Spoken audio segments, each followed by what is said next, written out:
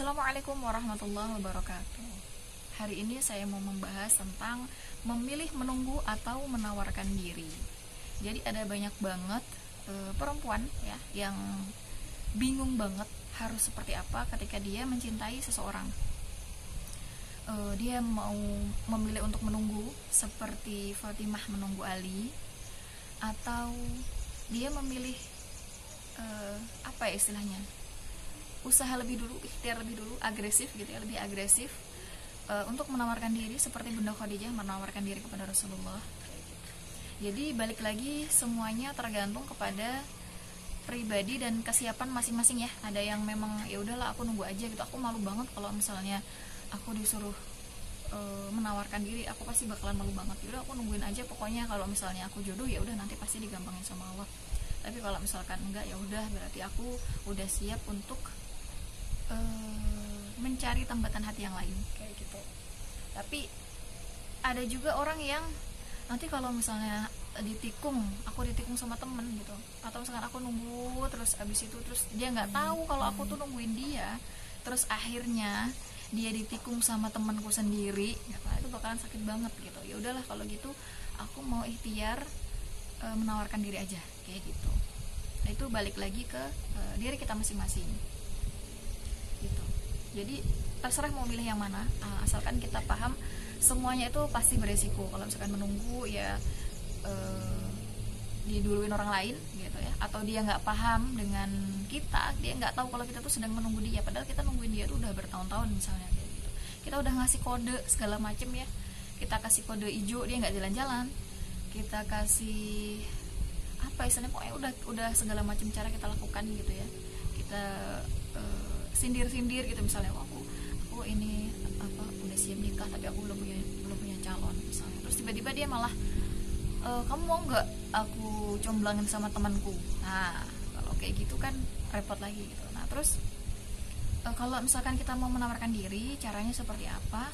Yang pertama-tama kita harus menyiapkan diri terlebih dahulu ya. Jadi kita benar-benar ngerasa bahwa diri kita itu udah siap menikah di saat kita mau menawarkan diri. Satu, jadi kita sendiri udah siap untuk menikah.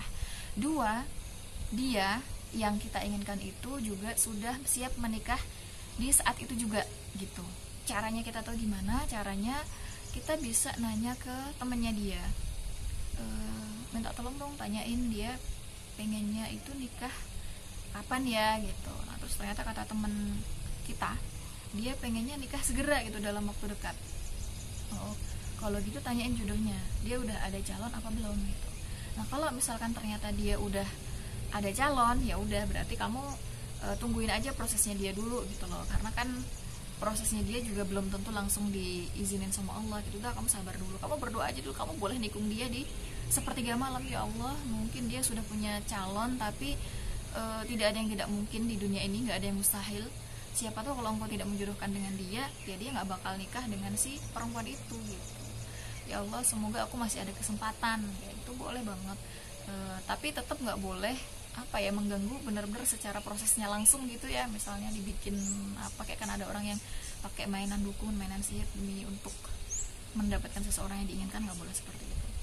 Nah kemudian kalau misalnya dia belum punya calon, atau misalnya ternyata prosesnya dengan si perempuan yang dia inginkan itu gagal, nah itu baru kemudian kamu menawarkan diri. Tapi juga nggak secara langsung, bukan yang kamu ngomong ke dia, aku pengen nikah sama kamu, ayo kita nikah. Wah, jangan yang langsung seperti itu. Jadi kita minta bantuan teman kita ya untuk mencomblangi kita gitu. Jadi misalnya ada kita percaya sama si A gitu kan, minta tolong dong comblangin aku dengan si ini gitu, si B gitu misalnya. Caranya gimana? Caranya si A itu nanti dia ngedeketin orang yang kita inginkan. Terus dia kayak gini misalnya ya, aku punya temen gitu, ini dia orangnya baik, solihah insyaallah, terus kayak gini juga, kayak gini gitu. Kamu gimana? Mau nggak? Kalau mau aku ta'arufin nih sama dia misalnya kayak gitu. Nah terus, atau kalau misalnya udah kenal ya udah berarti lebih gampang lagi, si itu ternyata juga sedang mencari jodoh. Kamu udah kenal kan orangnya kayak gimana, orangnya insya Allah kan baik, solihah, terus cantik juga, kenapa kamu gak sama dia aja misalnya kayak gitu. nanti aku mau coba bantuin kalian berdua deh kayak gitu. Nah, kalau misalnya ternyata sama si dia itu, laki-laki yang kita inginkan itu, ternyata dia nggak mau gitu, misalnya enggak gitu, dia kan temanku, udah dari lama temenan sama dia, nggak mau aku kalau sama temen misalnya kayak gitu. Oh ya udah, gimana lah, cari cara yang lain gitu ya. Tapi kalau misalnya dia ya udah deh, ayo coba kamu bantuin ta'arufin aku sama dia ya kayak gitu. Nah, jadi ada orang ketiga yang membantu kita untuk mencomblangi antara kamu dengan dia. Jadi seolah-olah di depan dia itu bukan kita yang benar-benar pengen banget ngebet sama dia gitu. Jadi istilahnya kalaupun misalnya ditolak gitu ya, itu bukan kita yang malu, tapi karena teman kita yang ingin menjodohkan kamu dengan dia gitu loh, kayak gitu. Nah, kalau saya lebih suka yang langsung tahu gitu ya, walaupun misalnya kenyataannya pahit nih, kan kadang-kadang ada perempuan yang nggak siap gitu.